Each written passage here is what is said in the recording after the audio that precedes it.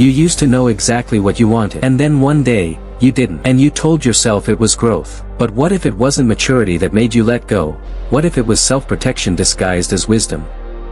You're not evolving past ambition. You're avoiding the part where you have to risk something real to get something real. Because the people who outgrow their dreams aren't usually the ones who achieve them. They're the ones who convinced themselves it was safer not to try. Welcome to Unfiltered Adulthood, where we explore the quiet psychological shifts that reshape you in your 20s, 30s, and 40s. If this resonates, subscribe and hit like. There's a woman, let's call her Sarah, who used to terrify people with how focused she was. At 25, she had a plan so detailed it made seasoned professionals uncomfortable. She knew what she wanted, how to get it, and how long each step would take. People described her as driven, relentless. The kind of person who doesn't just set goals but dismantles obstacles like they're made of paper. And then something changed. Not overnight. Not in any way you could point to and say that's when it happened. But slowly, over the course of a few years, the ambition that once defined her started to fade. The plans got vaguer. The timeline stretched. The fire that used to push her out of bed at 5 in the morning turned into something closer to indifference. When people asked what she was working on, she'd smile and say she was focusing on balance now. On being present. On not burning herself out chasing things that don't matter. And everyone nodded because that sounded like wisdom. That sounded like someone who'd finally figured out what really counts. But Sarah knew something they didn't. She wasn't balanced. She was scared. And the language of growth had given her the perfect place to hide. This pattern shows up more often than anyone talks about. The ambitious person who quietly stops being ambitious. Not because they achieved what they wanted. Not because they found something better. But because at some point, wanting something that much started to feel dangerous. And the mind, in its endless drive to protect, found a way to make letting go sound like enlightenment. The thing about ambition is that it requires vulnerability. You have to want something publicly enough that other people know you're trying. You have to risk failing in a way that's visible. You have to put a version of yourself out into the world that can be judged, rejected, or proven wrong. And for some people, that exposure feels unbearable long before the work itself does. Sarah's ambition didn't die from exhaustion. It died from proximity to success. The closer she got to the things she said she wanted, the louder a quieter voice became. A voice that asked questions she didn't have answers for. What happens if you get there and it's not enough? What happens if people see the real version of you and decide it's disappointing? What happens if you finally prove you're capable and then lose it all? Those questions didn't feel like fear at the time. They felt like clarity. Like she was finally seeing through the shallow promises of achievement and recognizing what actually mattered. And maybe some of that was true. But underneath the philosophy was something simpler, the belief that wanting something badly enough to lose it was more painful than never having it at all. The shift happened so gradually that even she didn't notice the pattern at first. She started to notice the timing. Every time she got close to something that mattered, the narrative in her head would shift. The goal that seemed important last month would suddenly feel trivial. The project that excited her would start to look like a distraction from more meaningful work. And she'd let it go. Not with drama.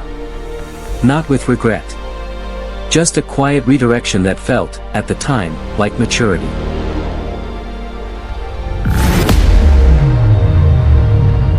But it wasn't maturity. It was a protection mechanism that had learned to speak the language of personal growth. And the more she practiced it, the better she got at convincing herself that lowering the stakes was the same thing as raising her standards. There's a man, call him David, who had a similar trajectory. In his early 30s, he was the person everyone expected to break out. He had the talent, the network, the timing. All the pieces were in place. And then, at the exact moment when the opportunity turned from possible to probable, he pulled back. Not dramatically. Not in a way anyone else would call self-sabotage. He just recalibrated. Told himself he didn't want that kind of visibility anymore. That he valued his privacy too much. That success on that scale wasn't aligned with his values. And maybe it wasn't. Or maybe it was just easier to believe that than to face the reality that success on that scale required a level of risk he wasn't willing to take. Because if he tried and it didn't work, the failure would be public. Definitive. Impossible to rewrite. But if he never really tried, he could live in the story that he could have done it if he wanted to. And that story, painful as it was, felt safer than the alternative. This is how ambition dies quietly. Not with a bang. Not with a breakdown.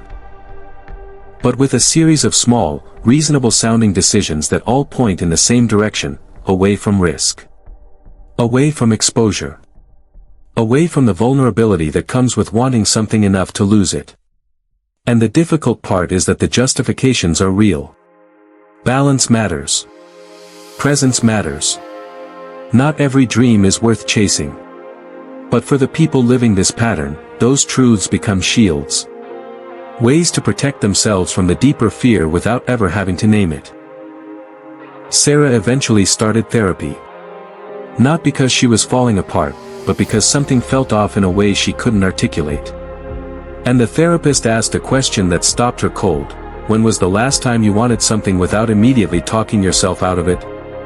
She couldn't answer. Because the truth was, she'd become so skilled at preemptive disappointment that she didn't let herself want things long enough to feel the weight of them anymore. The second a desire appeared, the counternarrative would kick in. All the reasons it wasn't realistic. All the ways it could go wrong. All the evidence that people like her don't get things like that. And the desire would dissolve before it ever solidified into action. That's not wisdom. That's fear with a philosophy degree. David had a similar realization, though it came differently. He ran into someone from his past. Someone who'd been in his position years ago and made the choice he didn't. Took the risk. Put themselves out there. And yes, it had been hard. Yes, there had been failures and public missteps and moments of doubt. But they were still in it. Still building. Still trying. And David realized, sitting across from them, that what he'd called contentment was actually resignation. That he hadn't let go of ambition, he'd just stopped believing he deserved to pursue it. The distinction matters more than it sounds. Because letting go implies choice. It implies you weighed the options and decided this wasn't for you. But what Sarah and David both realized is that they didn't let go. They were pushed away by a fear they didn't know how to name. And in the absence of language for that fear, they dressed it up in the vocabulary of personal growth until even they believed it. Ambition doesn't die because you mature past it. It dies because at some point, the stakes feel too high and the protection system kicks in. And that system is very good at making retreat sound like enlightenment. At turning, I'm too scared to try, into, I'm too evolved to care. But here's the uncomfortable truth, most people who claim they've outgrown their ambitions are lying. Not to you. To themselves. Because admitting you're scared is vulnerable in a way that admitting you've moved on isn't. And vulnerability is exactly what they've been running from in the first place. Sarah didn't get her ambition back overnight. But she started small. She let herself want something without immediately dismantling it. Just for a day. Just to see what it felt like. And it felt terrifying. But it also felt real. More real than the carefully curated contentment she'd been performing for years. David made a different choice. He didn't go back to the path he abandoned. But he stopped pretending he'd abandoned it for noble reasons. He admitted, out loud, that he'd been scared. That he'd chosen safety over risk and called it wisdom because wisdom sounded better than cowardice. And that admission didn't fix everything. But it gave him something to work with. A truth he could actually address instead of a philosophy he had to maintain. Because that's the thing about ambition that died quietly. It's not gone. It's buried. And the reason it's buried isn't because you don't want it anymore. It's because wanting it hurt too much. And at some point, you decided that not wanting anything was easier than wanting something you might not get. But easier isn't the same as better. And protection isn't the same as peace. And the version of you that stopped dreaming isn't more evolved than the version that did. It's just more afraid. The ambition you lost didn't die because you grew past it. It died because you were protecting yourself from the possibility of failure. And that protection, as necessary as it might have been at the time, has a cost. The cost is that you stopped letting yourself try. And maybe that was the right choice then. Maybe it still is now. But at least call it what it is. Don't dress it up as enlightenment. Don't pretend you've transcended wanting when what you've really done is learn to fear it. Because the people who actually outgrow their dreams don't talk about it. They just quietly move toward new ones.